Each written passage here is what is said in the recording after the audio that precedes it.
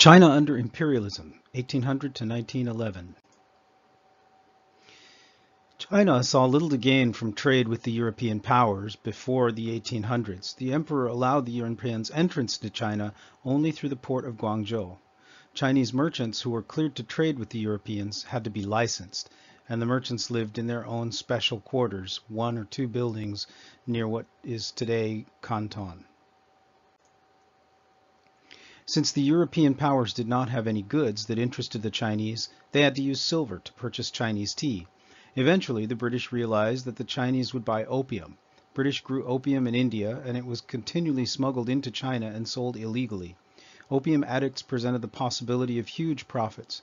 The opium trade caused the silver flow into China to end, and soon the Chinese were importing more than they were exporting. In fact, the opium trade to China was, in dollar terms, the single largest trade in the last half of the 19th century globally. The Chinese government began to crack down on the opium trade by dealing harshly with the opium buyers. The British opium stores were seized and the British owners forced out of the country. They settled on the island of Hong Kong. This guy right here is Lin Zexu, and this picture depicts him supervising as Chinese workers destroy opium that's been confiscated from British opium dealers. Here is a negotiation regarding opium on the left here, and negotiations between British merchants and the Hong merchants. And then this is one of the large marine canals in which Lin Zexu ordered opium to be diluted and sent into the sea in order to destroy the market. The British claimed that this was anti-free trade, and the British fleet left India and closed the Chinese ports, forcing the Chinese government into negotiations. When the British were not satisfied with the Chinese government, they sent in more ships and took more coastal cities.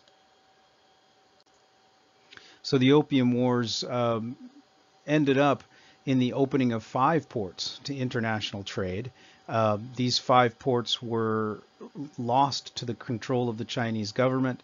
Tariffs on imported goods and imposed an indemnity on silver.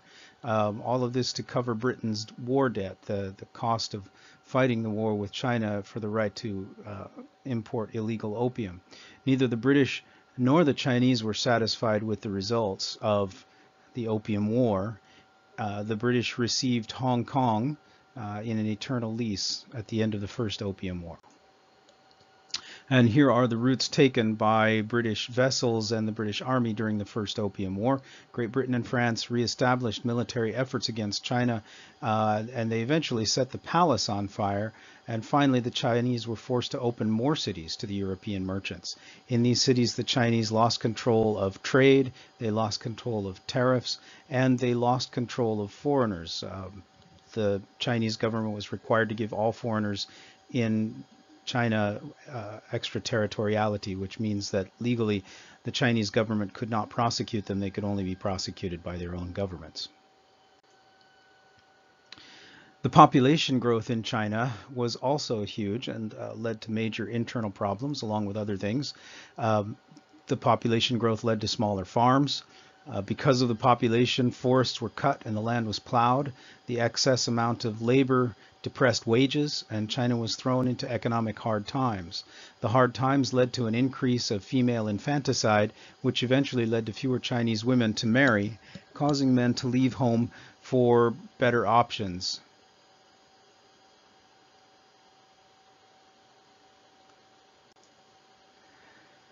And it was around this time that the economic problems led to the Taiping Rebellion, which was initiated by a Hakka man by the name of Hong Xiuquan, who, after a long bout of sickness and fever, came to believe that he was the younger brother of Jesus, and it was his duty to free Chinese from the tyrannical rule of the Qing dynasty and replace it with a Taiping dynasty.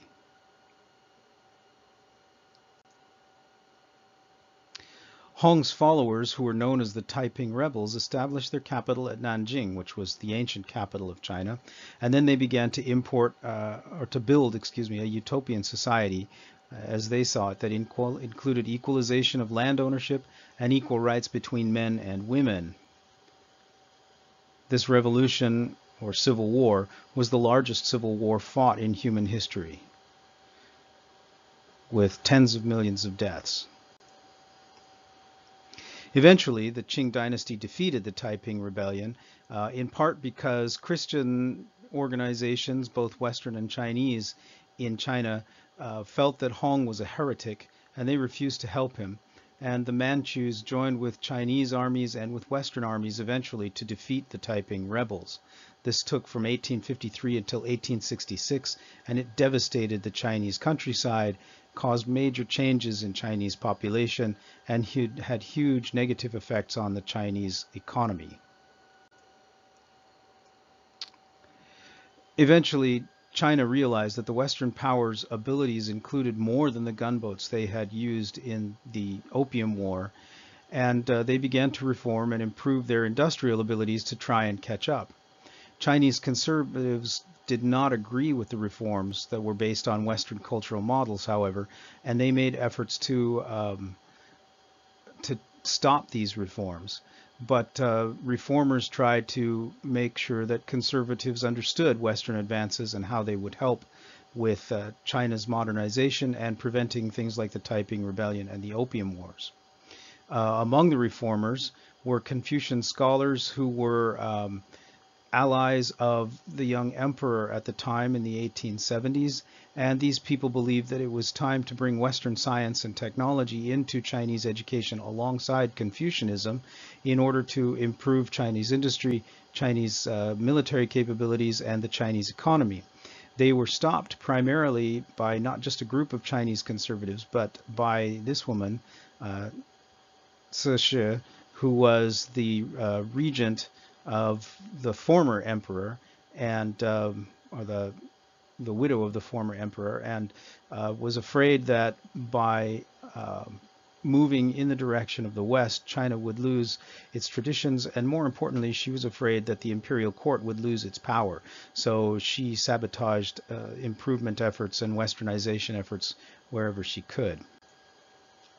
China, though, was embarrassed when Japan defeated the Chinese in a war over Korea in 1894 to 1895.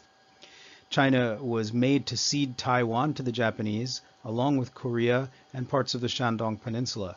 And China began to look so weak that European powers began to think about dividing Asia up, just as they had done with Africa.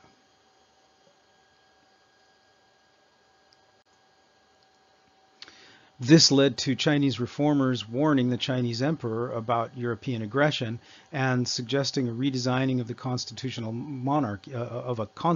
monarchy, as had been imposed in France, where with updated cultural reforms. This is a picture of the last emperor and his family, and they were beginning to come into power just at the time that Chinese reformers in the 1870s and 1880s began to suggest cultural reforms and a constitutional monarchy. So we have the beginning of a kind of republican revolution in China. By the 1890s, however, things were not going so well. Conservative sabotage of the modernization program in China had caused problems, and in 1894 to 1895, of course, the embarrassment of the Japanese defeat of China in the Sino-Japanese War loomed over China, and China had lost territory because of it.